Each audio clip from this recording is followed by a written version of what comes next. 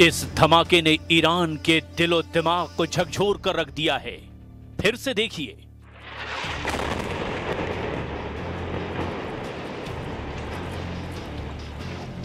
Lebanon में गिराए गए इस बम पर नेतन्याहू के दस्तखत थे। इस धमाके से निकले काले धुएं में ईरान को इजराइल का नया युद्ध नजर आ रहा है। इस धमाके ने ईरान को एहसास दिला दिया है कि हिजबुल्लाह की आड़ में इजराइल पश्चिम एशिया में गाजा से भी बड़ा युद्ध करने जा रहा है, जिसका असली मकसद ईरान से जंग है।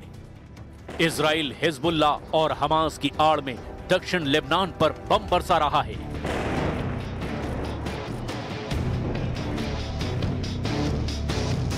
चाहे वो तायर हो या फिर सिदोन, फिलिस्तीन शरणार्थी कैंपों पर इजराइल के टारगेट है। इजराइल का दावा है कि दक्षिण लेबनान में ऐसे टारगेट तबाह किए जा रहे हैं जहां इजराइल के खिलाफ साजिश हो रही है। यौमन अज़ीम व नफ्तखिर फी शुहदाना व बिइज़्न अल्लाह मंसूरीन व मुक़ावमतना बाक़िया फी इज़्न अल्लाह व ला ननकसर नहनु शअब ला युक़हर। गाजा के बाद दक्षिण लेबनान पर हमलों ने ईरान को चौकन्ना कर दिया है और यही वजह है कि ईरान एक बार फिर इजराइल को अपनी मिसाइल पावर की याद दिला रहा है। ईरान के विदेश मंत्री अब्बास अराक्ची ने कहा कि ईरान अब इजराइल के खिलाफ नया युद्ध लड़ने के लिए पहले से ज्यादा तैयार है। अराक्ची का दावा है कि इजराइल की मिसाइलों की क्वालिटी यानी मारक क्षमता बढ़ गई है, क्वांटिटी यानी तादाद भी बढ़ गई है। अराक्ची ने कहा कि जून में हुए 12 दिन के युद्ध से ईरान ने बहुत कुछ सीखा है। उसे इजराइल की कमजोरियां पता है, उसे इजराइल की ताकत पता है और दुश्मन को भी पता चल गया है कि अगला हमला हुआ तो वो बचेगा नहीं। सवाल है कि क्या इजराइल पर फिर फटने जा रही है ईरान की मिसाइल? क्या तेल अवीव और हाइफा में फिर इसी तरह होगा हमला?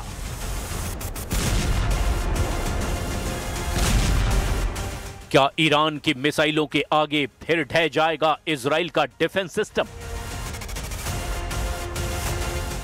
इजराइल पर ईरान के हमले को लेकर बार बार चेतावनी जारी हो रही है। ईरान के विदेश मंत्री से पहले ईरान में सर्वोच्च नेता अली खामनेई के नए कमांडर ऐसे ही हमलों को लेकर आगाह कर चुके हैं। रिवॉल्यूशनरी गार्ड्स के नए chief major general Mohammad Pakpour ने ऐसी वार्निंग दी है कि नेतन्याहू और ट्रंप के पैरों तले जमीन खिसक जाएगी। ऐसा दावा ईरान में किया जा रहा है। कमांडर पाकपूर ने कहा कि अगर इजराइल ने ईरान पर फिर हमला करने की गलती की तो ईरान की सेना इजराइल के लिए जहन्नुम के दरवाजे खोल देगी। मेजर जनरल पाकपूर की वार्निंग बता रही है कि ईरान ऑपरेशन टू प्रॉमिस 4 को अंजाम देने के लिए पूरी तरह तैयार है। मेजर जनरल मोहम्मद पाकपूर बड़े धाकड़ कमांडर माने जाते हैं।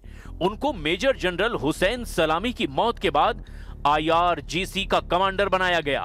मेजर जनरल हुसैन सलामी की मौत 13 जून को इजराइल के हमले में हुई थी और उसके बाद से पाकपूर IRGC की कमान संभाल रहे हैं। इजराइल के खिलाफ 12 दिन तक मिसाइल अटैक करने के बाद जब युद्ध विराम हुआ तो मेजर जनरल पाकपूर ने क्या कहा था, इसे भी जरा गौर से देखिए। दस्तشون روی ماشه است. اگر خطایی از طرف دشمن صورت بگیره حتما مثل 12 روز گذشته مقابله مثل جانانه انجام خواهیم داد. در دفاع از این کشور ما لحظه‌ای به خودمون تردید راه نمیدیم. ईरान की मिसाइल लगातार लॉन्च पैड पर तैयार है। कमांडर पाकपूर ने बहुत साफ साफ कहा कि हमारी अंगुली मिसाइलों के ट्रिगर पर है और खामनेई से भी उन्हें सिग्नल मिल चुका है कि इस बार इजराइल ने हमला किया तो कोई रहम ना दिखाया जाए।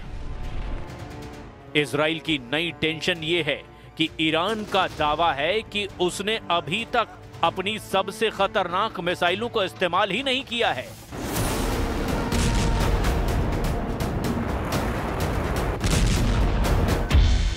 लेकिन ईरान से युद्ध को लेकर अमेरिका और इजराइल से लगातार नए नए सिग्नल मिलने लगे हैं।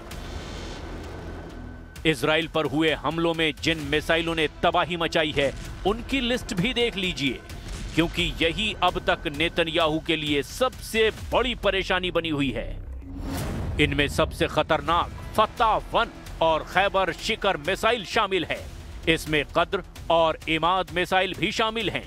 फत्ता हाइपरसोनिक मिसाइल की रेंज 1400 किलोमीटर है। खैबर शिखर मिसाइल की रेंज 1450 किलोमीटर है। कद्र मिसाइल की रेंज 2000 किलोमीटर तक है और इमाद मिसाइल की रेंज 1700 किलोमीटर है। मिसाइलों को लेकर ईरान की तरफ से ऐसी वार्निंग इसीलिए आ रही है क्योंकि नेतन्याहू और ट्रंप का रुख ईरान को लेकर काफी सख्त देखा जा रहा है। If you look at the Middle East, I would say prior to us hitting Iran so hard, we could have never made that deal because you would have had a dark cloud over the Middle East when we took out their nuclear capability, which was one of the great military maneuvers of all time. It was flawless. You saw that. Trump और Netanyahu दोनों जानते हैं कि Israel पर Iran की जितनी missile गिरी, ऐसे हर धमाके ने इजराइल के मिसाइल डिफेंस सिस्टम का पुर्जा ढीला कर दिया। तेल अवीव से लेकर हाइफा और अशदोद से लेकर बेन गुरियन हवाई अड्डे तक हर मिसाइल हमले ने नेतन्याहू को ईरान पर नया प्लान बनाने पर मजबूर कर दिया। यही वजह है कि नेतन्याहू ने ईरान को घेरने के लिए अब नई तिकड़म लगाई है।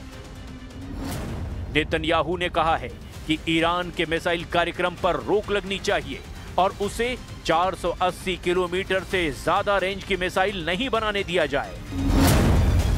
मतलब साफ है कि नेतन्याहू ईरान की उन मिसाइलों से घबरा गए हैं जो 1500 किलोमीटर या उससे ज्यादा रेंज रखती हैं, क्योंकि ईरान और इजराइल की दूरी भी 1500 से 1800 किलोमीटर की रेंज में है। और यही वजह है कि नेतन्याहू चाहते हैं कि ईरान के पास 480 किलोमीटर की रेंज वाली मिसाइल हो ताकि वो इजराइल तक ना पहुंच पाए। 13 जून को ईरान पर हमला हुआ था और उसके बाद 12 दिन तक दोनों तरफ से एक दूसरे पर हमले किए गए। हमले रात दिन हो रहे थे। एक तरफ से फाइटर जेट तो दूसरी तरफ से बैलिस्टिक मिसाइल दागी जा रही थी।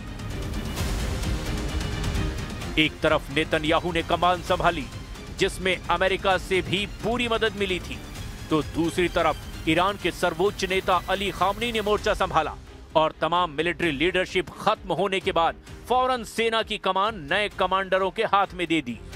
और फिर 12 दिनों तक ईरान ने बता दिया कि इजराइल की शुरुआती स्ट्राइक के बाद उसकी मिसाइल पावर बरकरार है।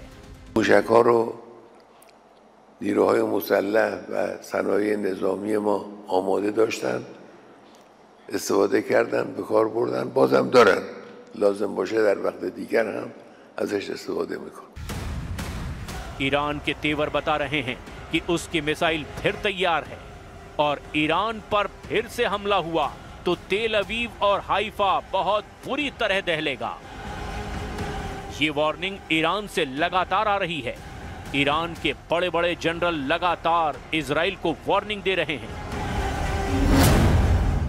ईरान के मेजर जनरल याह्या रहीम सफ़वी, जो सर्वोच्च नेता अली खामनेई के सलाहकार भी हैं, उनका दावा है कि ईरान के पास हजारों मिसाइल और ड्रोन हैं जो खुफिया ठिकानों पर रखे गए हैं और अगर ईरान पर हमला हुआ तो इन सब को इस्तेमाल किया जाएगा।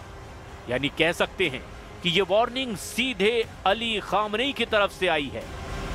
ईरान बार बार ये दावा कर रहा है कि उसने 12 दिन के युद्ध में अब तक अपनी पूरी ताकत का इस्तेमाल नहीं किया है, ना ही अपनी नौसेना और IRGC की गुड्स फोर्स को तैनात किया। और अगर दोबारा युद्ध ईरान पर थोपा गया तो इसका नतीजा इजराइल की संपूर्ण तबाही होगा। तेल अवीव से लेकर हाइफा तक दुनिया ने ईरान के मिसाइल हमलों को देखा, जमीन पर तबाही देखी, बड़ी बड़ी इमारतों को खत्म होते देखा। और ये तस्वीरें नेतन्याहू के कमांड सेंटर से लेकर व्हाइट हाउस में भी देखी गई। इसीलिए ट्रंप ने भी कहा कि ईरान और इजराइल दोनों को इस युद्ध में नुकसान हुआ है और इजराइल ने भी बड़ी चोट खाई है। विदेश मंत्री से लेकर IRGC के कमांडर तक ईरान के तेवर देखकर इजराइल और अमेरिका में हड़कंप मचना तय है, क्योंकि ईरान के विदेश मंत्री ने रूस को लेकर भी ऐसी बात कह दी है जिसका मकसद तेल अवीव से ज्यादा व्हाइट हाउस को तनाव देना है। अब्बास अरागची ने कहा कि रूस से लगातार मदद मिली है और अब ईरान और रूस के रिश्ते सामरिक रिश्तों की गहराई उनके दुश्मनों को परेशान कर देगी। टाइम्स ऑफ इजराइल में छपी ये खबर भी नेतन्याहू को तनाव देने वाली है, जिसमें बताया गया कि ईरान के परमाणु वैज्ञानिक साल 2024 में रूस के खुफिया दौरे पर गए थे। ये दौरा 7 से 11 नवंबर के बीच हुआ था।